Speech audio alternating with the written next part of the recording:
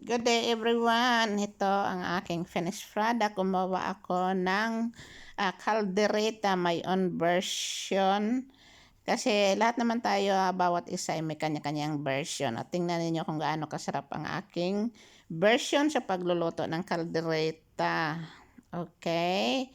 So, bago tayo niyan, ipakita ko sa inyo kung paano ko ginawa o niluto ang aking calderetang baka or beef stew.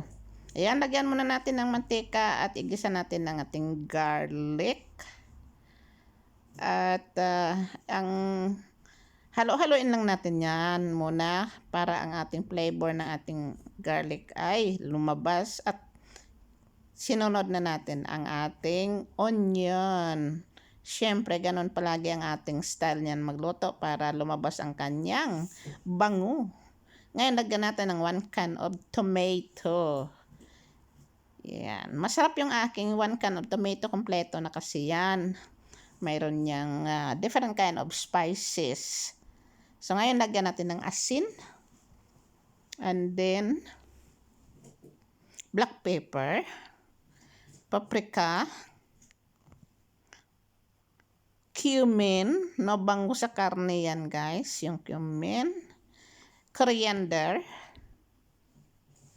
Ayan, hinalo natin guys para ang lahat ay, ang kanyang flavor ay magsama-sama, lalabas na at the same time. Lagyan ko muna ng takip at sinemer ko ng mga 5 minutes. Ayan. So, ngayon, lagyan natin ng ketchup, 2 tablespoon of ketchup guys, pang palasa, dagdag flavor. So, ngayon, after that, ay idagdag ko rin yung sabaw ng nilaga kong karne. Ayan na, nilaga ko ng separate. May asin na nga yan. Ayun. At isimmer ko yan ng maybe 15 minutes para maluto ng maigi yung aking tomato sauce. Kaya nilagyan ko ulit ng takip. Ayan, ready na naman. So, ayan. Nilagay ko na guys yung aking patatas at carrots para maglambot at dagdagan ko ng 1 chicken cubes. Siyempre, lutuin ko muna yan siya guys. Ayan. Lagyan ulit natin yan ng takip at isimmer ng a couple of minutes hanggang sa lumambot. Ayan. Pagkatapos dinagdag ko na yung ating karne. Malambot na yan siya guys. Totally ready to eat na talaga. Very, very soft na yung karne ko na yan. Kaya hindi ko hinahalo ng maigi kasi para hindi madurog. Ngayon, idagdag na natin ang ating yellow red bell pepper. Another flavor, 'di ba? Sarap, sarap, sarap. 'Di ba? So, lutuin lang natin 'yan. Pag naluto na 'yan, then ready to mukbang na tayo sa ating niluto na my own version of making caldereta or beef stew. Yan, ready na. Nagtamba up na si chef. At ready na pala ang kanin ni chef. Ayan. So, siya nang mauna dyan. Tingnan ninyo. Always the chef is the first one who will eat or who will try for their product. Look at that. See, yummy guys.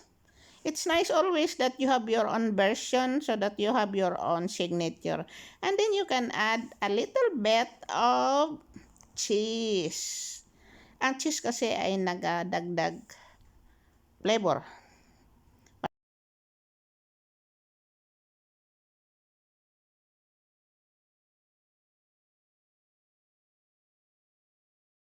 This is my finished product now.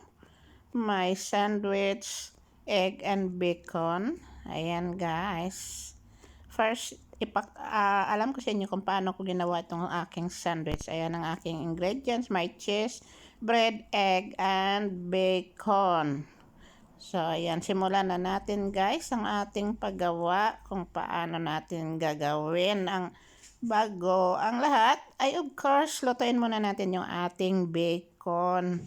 Paisa-isa ang ating pagkuha kasi very sensitive ang bacon natin, very tiny ang paghiwa. Kaya dahan-dahan lang hanggang sa matapos natin ang pagluto. Ayun guys, oh. Napakasarap. Very crispy yan. Madali lang maluto talaga ang bacon na yan. So, mas mabuti na unahin natin ang bacon kasi para sunod-sunod na ang ating pagluluto mamaya sa ating tinapay at saka itlog. Very, very simple but interesting. I think masarap ito guys pag kayo naman ang gumawa.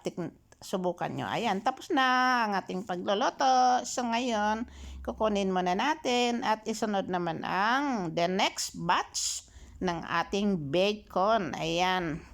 So, at least, dahan-dahan lang talaga ang apoy, ganun din para hindi masunog. So, almost finished na tayo. Done ang ating bacon.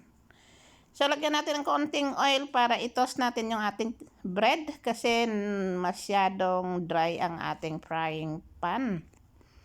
So, balitarin muna natin para ganun din sa kabila. Ayan, tingnan ninyo. Oh.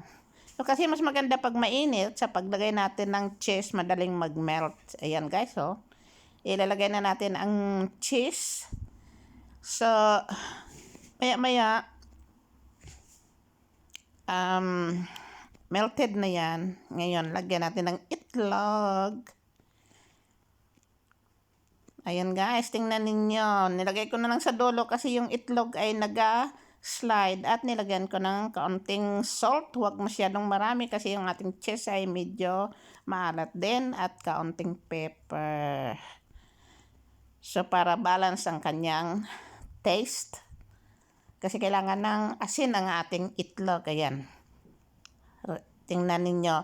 Ang itlog ay kailangan hindi masyadong luto. Yung half cook lang. But yung isa na kasi nabasag, medyo madaling maluto pag nabasag.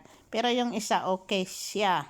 But habang nasa kawali kasi yan guys, ay madali talagang maluto yan. Yung ating mga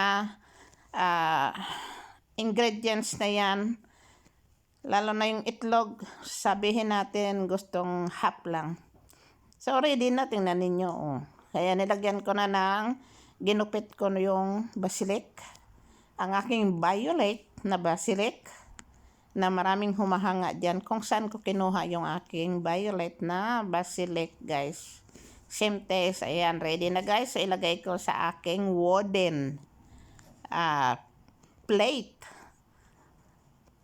So look at that. Interesting guys. Gawin ninyo, mga bata gusto nila yan. Very interesting, simple.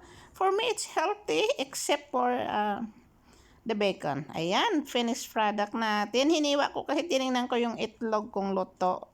Medyo na overcook naman. Pero the same taste. Important is nag-enjoy tayo. Yun ang importante. Happy tayo, satisfied tayo.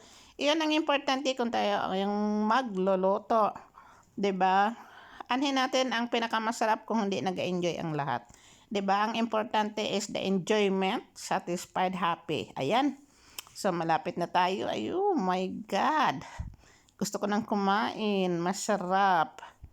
Ayan. Very crispy ang tinapay kasi. Pwede nang hawakan kasama ng coffee. Wow. Yummy, yummy. Tingnan ninyo guys. Talagang ipinokos ko yan ng husto kasi para malaman natin lahat na masarap. Gawin ninyo guys.